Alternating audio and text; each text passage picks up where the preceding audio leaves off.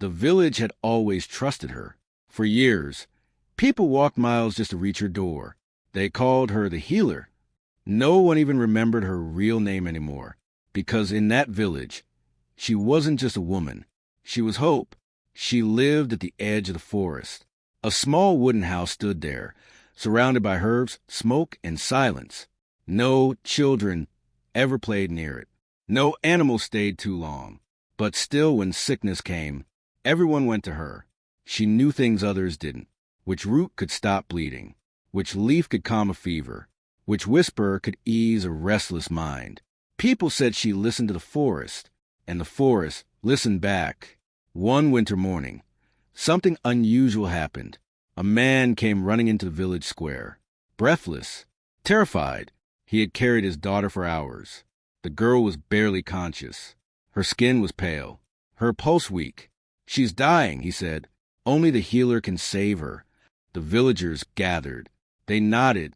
Of course, there was no other choice. So they followed him, through the narrow paths, across frozen ground, toward the healer's house. But something strange happened when they arrived. The healer stepped outside. She looked at the girl, and suddenly she froze. Her hands trembled, her breath caught, her eyes widened in a way no one had ever seen before. Then she stepped back, not forward. "Back! I can't," she whispered. The crowd went silent. They thought they misheard. "You can't," the father said. She shook her head, again and again, like she was trying to wake herself from a nightmare. "I won't touch her." Gasps spread through the crowd. The healer had never refused anyone. Not once. Not even in the worst storms. Not even when death seemed certain. "Please," the father begged. "She's my only child." The healer turned away.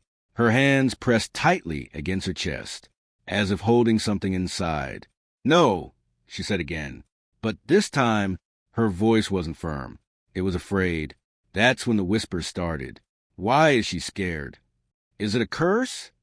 Is the girl dangerous? The healer heard them, every word, but she didn't answer. Instead, she looked at the girl one more time, and something in her expression changed. Not fear, not exactly. Recognition.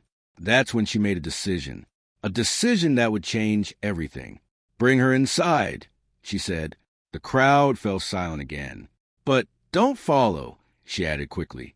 "No one comes in." The father hesitated, then nodded. He carried his daughter to the door. The healer stepped aside. Slowly, reluctantly, the door creaked open. Darkness waited inside. For a brief moment, the villagers saw something they had never seen before. The inside of the healer's house. And what they saw made no sense. The walls were covered in markings. Strange symbols. Old, ancient, not like herbs, not like medicine. Something else. The door closed, and the village waited. Minutes passed, then an hour. No sound came from inside. The father stood outside, frozen, listening, praying. Then suddenly, a scream. Not the girl's. The healer's. The door burst open. The healer stumbled out, her face pale, her hands shaking violently. "She's not sick," she said. The crowd leaned closer. "Then what is she?" someone asked. The healer looked back at the door, her lips trembling. "She's not supposed to exist." Silence. Heavy. Unsettling. The father stepped forward. "What are you talking about?" The healer didn't answer immediately. Instead, she turned and pointed inside. "Go look," she said. No one moved. Finally, two men stepped forward. Slowly, carefully, they opened the door, and what they saw would divide the village forever. Because inside the house, the girl was standing, completely healed, but she wasn't alone. Someone else stood behind her, someone who looked exactly like the healer. Same face, same eyes, same scars, only younger and smiling. No one spoke, not at first, because what they were seeing didn't make sense. Two healers, standing in the same room, one old, one young, one trembling, one smiling. The men at the door froze, their hands still gripping the wood, their breath shallow. "Who is that?" one of them whispered. The girl turned her head slowly. Her eyes were no longer weak, no longer fading. They were clear, bright, watching. "She healed me," the girl said softly. Her voice echoed strangely, as if two voices spoke at once. The men stepped back. Something felt wrong. Not dangerous, but wrong. Behind the girl, the younger healer tilted her head, studying them like they were the unfamiliar ones. Then she smiled wider. "You finally brought her back," she said. Her voice was calm, too calm. The men exchanged glances. "Brought who back?" one asked. The younger healer didn't answer. Instead, she looked past them, toward the village, toward the people waiting outside. Her expression changed. Recognition, just like the older healer had shown earlier. Outside, the villagers grew restless. What's happening? Why are they not coming out? The father couldn't wait anymore. He pushed past the others, ran to the door. "Let me see my daughter." He stepped inside and stopped because his daughter was standing, alive, unharmed. Tears filled his eyes, but something held him back. It wasn't fear. Not exactly. It was confusion, because the way she looked at him was not the same. "Father," she said, but the word felt distant, like it belonged to someone else. He took a step forward. "Are you all right?" She smiled, too slowly. "I am better than all right," she replied. Behind her, the younger healer stepped forward. "Much better," she added. The father's gaze shifted, and when he saw her face clearly, his body stiffened, because he recognized her, not as a person, but as a story told in whispers. Late at night, a story about the healer, long before she became who she is now, long before she helped anyone, back when people feared her. "They said," the father murmured, "they said there were two of you." Outside, the older healer closed her eyes, as if she had been waiting for this moment. "Yes," she said quietly, "I was not always alone." The villagers turned toward her. "What does that mean?" someone asked. The healer opened her eyes. Slowly. "It means I made a mistake." Inside the house, the younger healer laughed softly. "Mistake?" she repeated. "No," she said. "That's not the word." The air inside the house grew heavy. The walls seemed to pulse, the markings faintly glowing. The father grabbed his daughter's hand. It was cold, not like before. Colder. "Come with me," he said urgently. But she didn't move. Instead, she pulled her hand away. "You don't understand," she said. Her voice layered again. Two tones, one familiar, one not. The younger healer stepped closer to her, placed a hand on her shoulder. "She will," she said, "in time." Outside, the villagers stepped back. The older healer walked toward the door again, slowly. "I tried to separate it," she said. "Separate what?" someone asked. She didn't answer right away. Instead, she looked at the forest, at the trees, at the place where it all began.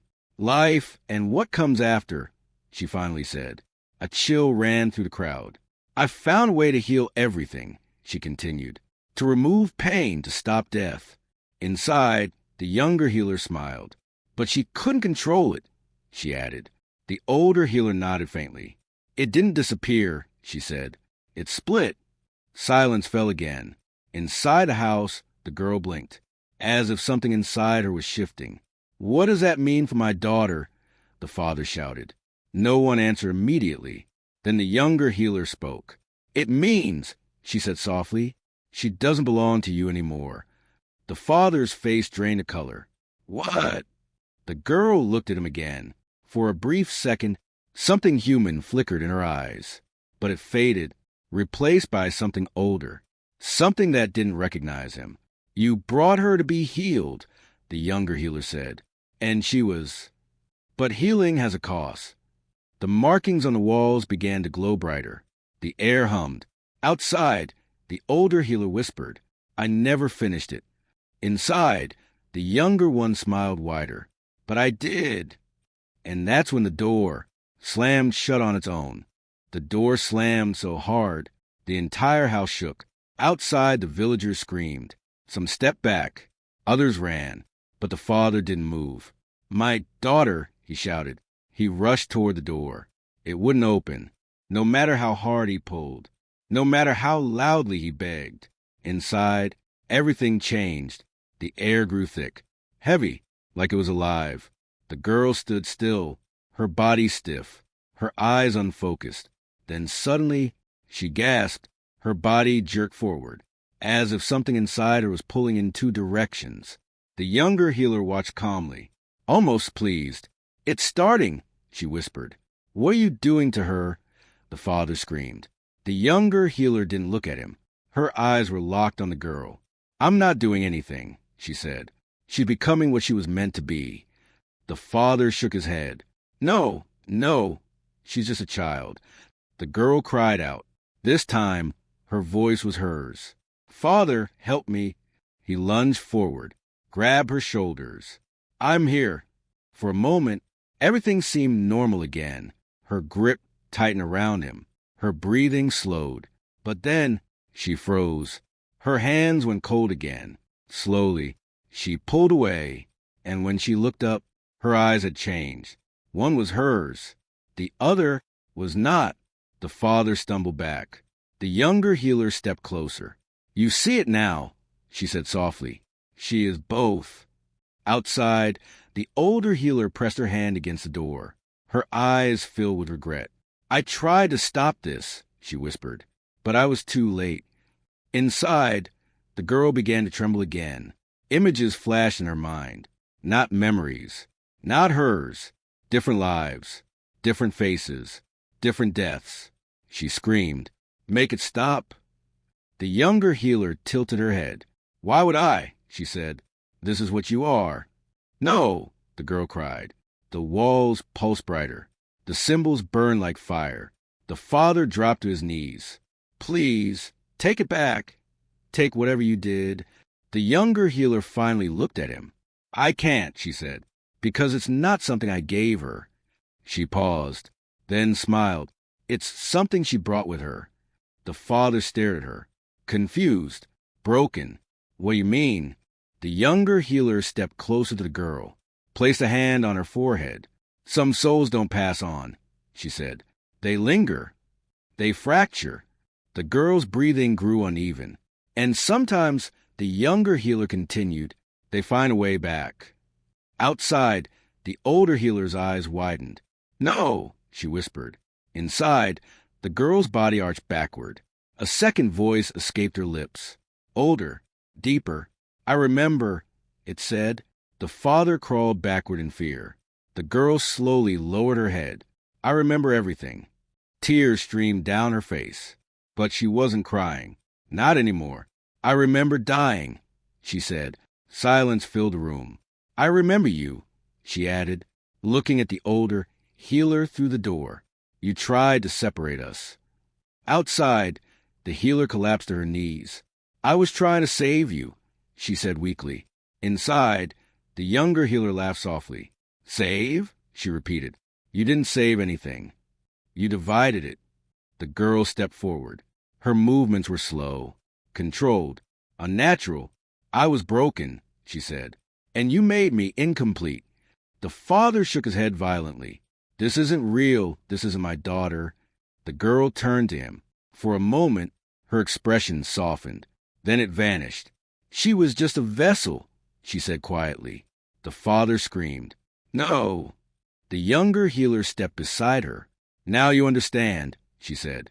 "This wasn't an illness. This was a return." The room began to shake. The markings cracked. Light spilled through them. Outside, the villagers watched in horror. "What is happening?" someone cried. The older healer stood slowly. "It's finishing," she said. Inside, the girl closed her eyes. Her voice echoed again. Both voices. Together now. "Ho!" The ground trembled. The door burst open.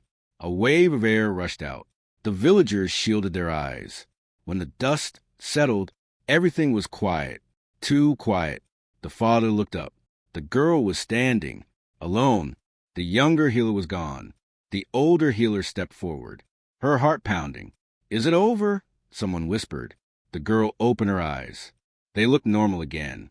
Calm, Peaceful, she smiled, and for a moment, everyone felt relief, until she spoke. You were wrong, she said softly.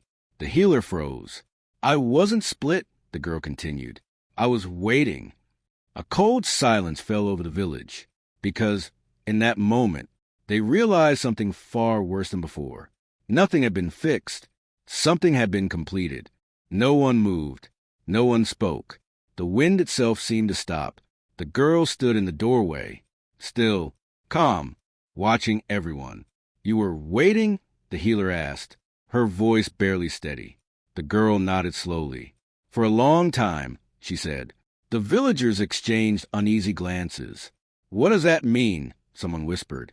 The girl stepped forward, out of the house, onto the frozen ground. Each step felt deliberate, as if she wasn't just walking, but arriving. I was never gone, she said. The father's face twisted in confusion. You died, he muttered. The girl tilted her head. Yes, she said simply. A murmur spread through the crowd. The healer clenched her hands. That's not possible, she said, but her voice betrayed her, because deep down, she knew it was. I tried to separate life from death, the healer said. I thought I could stop suffering. I thought I could give people more time. Her eyes filled with tears. But all I did was tear something apart that was never meant to be divided. The girl watched her quietly, and in doing that, the girl said, You created a door. The word echoed. A door. The villagers shifted uneasily. A door to what? One asked. The girl smiled faintly. To those who didn't finish, she replied. A chill spread instantly. The father stepped back. No, he whispered. Yes, the girl continued. Not every soul leaves cleanly. Some hold on. Some wait. The healer's breathing became uneven. That's why you were afraid, she said. You recognize me. The healer nodded slowly. I felt at the moment I saw you, she admitted. You weren't just sick. You were carrying something. The girl's smile deepened. Not carrying, she corrected. Becoming. The ground beneath them gave a soft crack. The ice was beginning to fracture. The villagers stepped back again, fear rising. What happens now? Someone asked. The girl looked around, at every face. At first, she said, nothing. That answer didn't comfort anyone. The father's voice shook. And me, he asked. The girl turned to him. For a moment, her expression softened again. You gave me a way back, she said quietly. His eyes filled with tears. I brought you here to save you. The girl nodded. And you did, she said, but not in the way you hoped. The healer stepped forward. You don't understand what you're doing, she said firmly. If that door stays open, she couldn't finish the sentence. The girl did it for her. Others will come, she said. Silence fell again. The weight of her words settled in. Not all at once, she continued. Not violently. Slowly. Quietly. Like me? The villagers looked at one another in panic. This can't happen, one man said. We won't allow it. The girl looked at him, and for the first time, her smile disappeared. You won't have a choice, she said. The man took a step forward. We'll stop you. The girl didn't move, didn't react. You can try, she said calmly. He reached for her arm. The moment his fingers touched her, he froze, completely still. His eyes widened. Then slowly, he stepped back. His face drained of color. What did you see? Someone asked. He shook his head violently. I saw, he stammered. I saw myself, not here. His voice broke. Not alive. Panic spread instantly. The healer closed her eyes. It's already happening, she whispered. The girl turned toward the forest. The trees swayed slightly, even without wind. They're close, she said. The father collapsed to the ground. What have I done? He whispered. The girl didn't answer, because something else was happening now. Something subtle.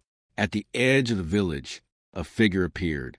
Then another, faint, barely visible. But there, watching, waiting. The villagers turned slowly. Their fear deepened. The healer stepped back. No, she whispered. I never meant for this. The girl spoke again. Intent doesn't matter, she said. Only the door does. The healer looked at her. Desperate. Can it be closed? She asked.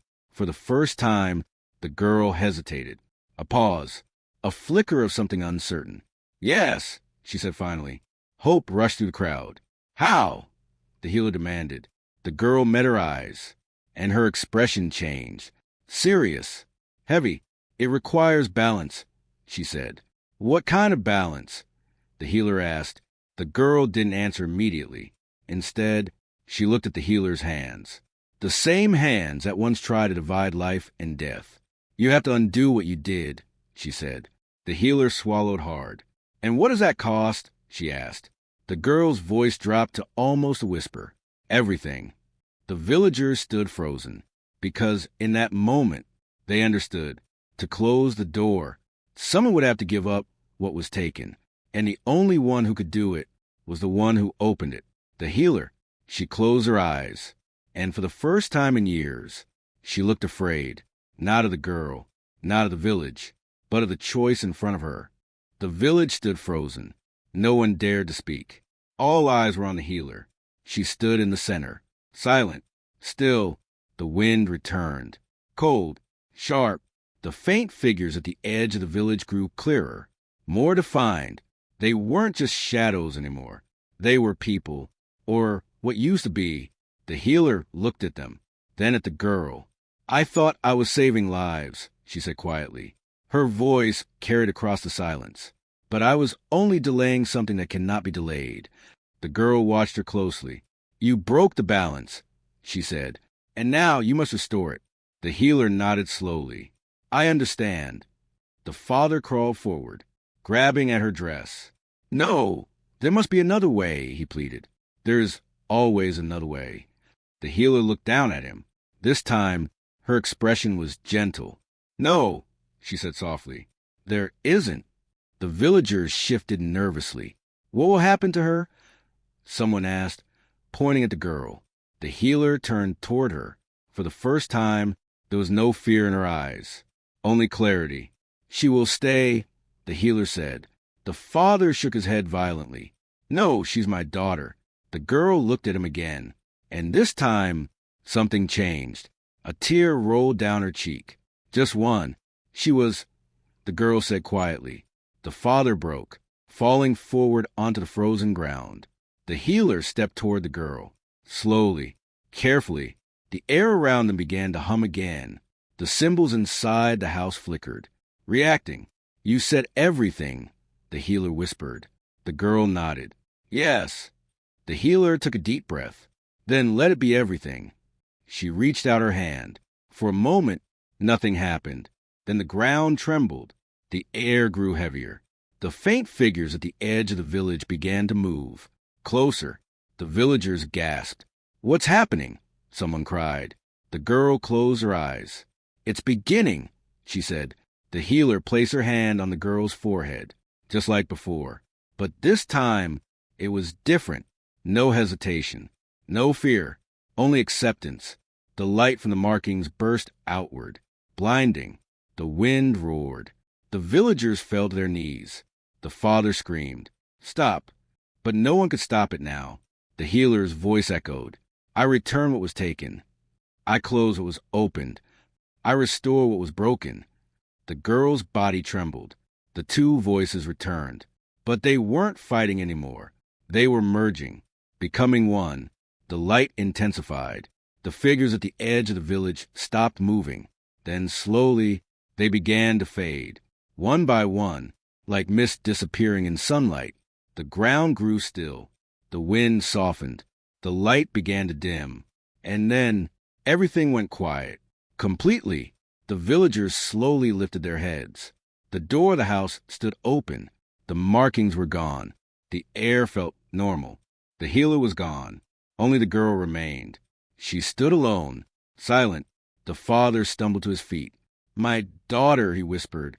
He walked toward her, slowly, carefully, afraid of what he might see.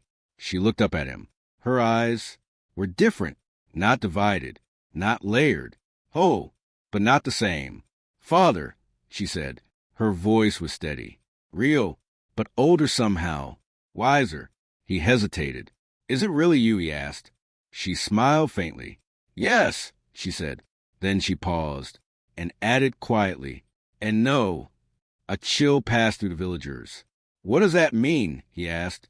She looked around. At the village. At the forest. At the door, she said. It's closed. Relief spread to the crowd. But balance, she continued, always leaves something behind. The father's heart sank. What stayed? He asked. The girl looked back at him, her expression calm. I did. Silence fell one last time, because, in that moment, they understood. The healer hadn't just closed the door. She had become it, and the girl was now the balance, not fully alive, not truly gone, something in between, watching, waiting, protecting the line that should never be crossed again. The villagers slowly stepped back, not in fear, but in respect. The father stood still, torn between grief and acceptance. The girl reached out her hand, not as a daughter, but as something more. Go home, she said gently. And for the first time since it all began, the village listened, because they finally understood. Some doors are never meant to be opened, and some healings change the world forever.